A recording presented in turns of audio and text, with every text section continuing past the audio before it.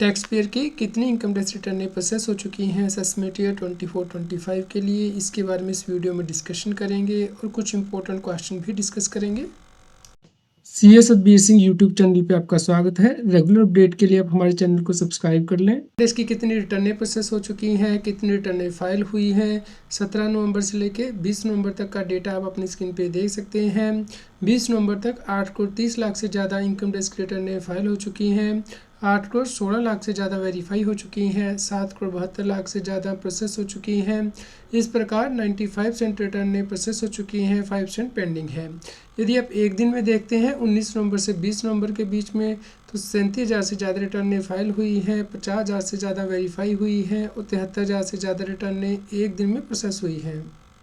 पिछले कुछ दिनों का ITR प्रोसेसिंग का डेटा देखते हैं तो आप पाएंगे कि पिछले एक हफ्ते में ऑलमोस्ट 6,38,000 से ज़्यादा रिटर्नें प्रोसेस की हैं इनकम टैक्स डिपार्टमेंट ने। और डेली कितनी रिटर्नें प्रोसेस हो रही हैं वो डेटा आप यहाँ पे देख सकते हैं।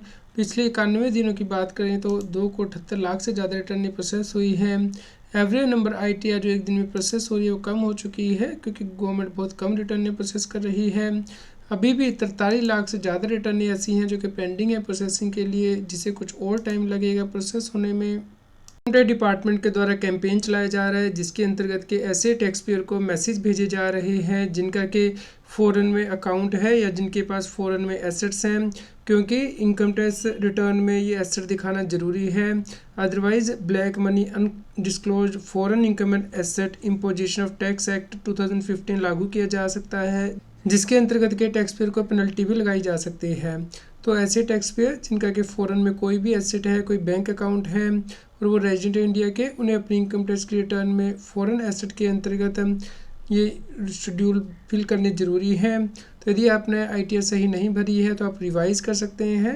टैक्स पे लेट इनकम टैक्स की रिटर्नें फाइल कर रहे हैं, उनकी रिटर्नें पहले प्रोसेस की जा रही हैं। जैसा कि आप यहाँ पे देख सकते हैं, असेसमेंट ईयर 24-25 के लिए टैक्स पेयर ने ITR 1 को फाइल किया था। टैक्स पेयर की सैलरी इनकम थी। टैक्स पेयर ने 13 नवंबर को रिटर्न फाइल की थी और 18 नवंबर को इसे प्रोसेस कर दिया गया है, यानी कि सिर्फ 5 दिन में रिटर्न प्रोसेस कर दी गई है और जो टैक्स पेयर का रिफंड है वो रिलीज़ कर दिया गया है। टैक्स पेयर ने हमें क्वेश्चन किया है कि उन्हें 18 नवंबर को CPC से मैसेज आया है कि उनका जो इनकम टैक्स का रिफंड है वो बैंक को भेज दिया गया है, लेकिन अभी तक अकाउंट में नहीं आया है। दोस्तों, जब इनकम टैक्स डिपार्टमेंट रिफ़ंड आपका रिलीज़ करता है तो पहले SBI के पास जाता है, उसके बाद SBI आपके अकाउंट में पैसा डालता है। इसके लिए 15 दिन लगते हैं कम से कम, तो इसलिए आपको वेट करना होगा। फिर ने यहाँ पे क्वेश्चन किया है कि उनकी गेमिंग से इनकम थी और उनका इनकम टैक्स का रिफ़ंड आ गया है। उन्होंने 15 जुलाई को ITR 3 भरी थी और उनका इनकम टैक्स का रिफ़ंड बैंक में आ गया है। तो क्या इसका मतलब है कि उन्होंने इनकम टैक्स रिटर्न सही भरी थी, अब उनसे आगे कुछ करना तो नहीं है। दोस्तों, जो गेमिंग का इनकम होता है उसे आपको स्पेशल शेड्यूल में दिखाना होता है और उसके ऊपर स्पेशल रेट से टैक्स पे करना होता है। नॉर्मली आपको इसका इनकम टैक्स का रिफंड नहीं मिलता है। तो यदि आपने सही तरीके से ITR नहीं भरी होती है तो उस केस में इनकम टैक्स डिपार्टमेंट पहले तो रिफ़ंड रिलीज़ कर देता है, लेकिन बाद में नोटिस जारी करता है। तो यदि आपने सही शेड्यूल में इनकम नहीं भरी है तो आप अपनी इनकम टैक्स रिटर्न को रिवाइज़ कर सकते हैं, ताकि बाद में इनकम टैक्स डिपार्टमेंट से आपको कोई नोटिस ना आए और आपको कोई पेनल्टी ना पे करनी पड़े। तो जब भी आपको इनकम टैक्स का डिमांड नोटिस आए तो उस केस में आपको इंटीमेशन चेक करना है कि आपकी डिमांड क्यों आ रही है, और आप इनकम टैक्स के पोर्टल पे रिस्पॉन्स दे सकते हैं कि क्या आप डिमांड से एग्री कर या डिसएग्री कर रहे हैं। उसके बाद आपका रिस्पॉन्स असेसिंग ऑफिसर के पास जाता है, जो कि अपना रिस्पॉन्स देता है फिर से कि क्या आपकी डिमांड कलेक्टेबल है नहीं।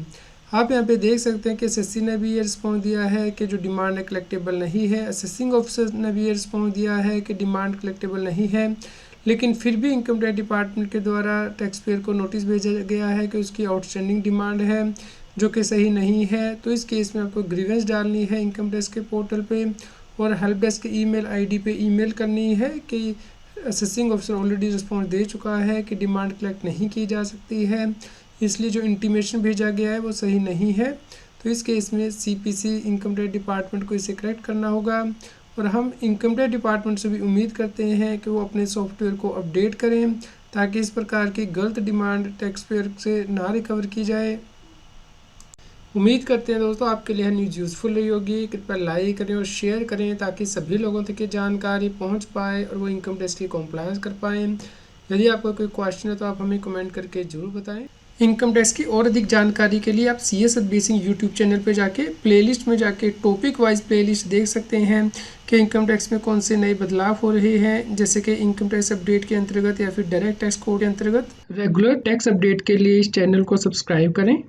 आप हमें टेलीग्राम ऐप CS बेसिक टैक्सिल पे ज्वाइन कर सकते हैं ताकि आप GST और इनकम टैक्स के रेगुलर अपडेट अपने मोबाइल पर ही प्राप्त कर सकें।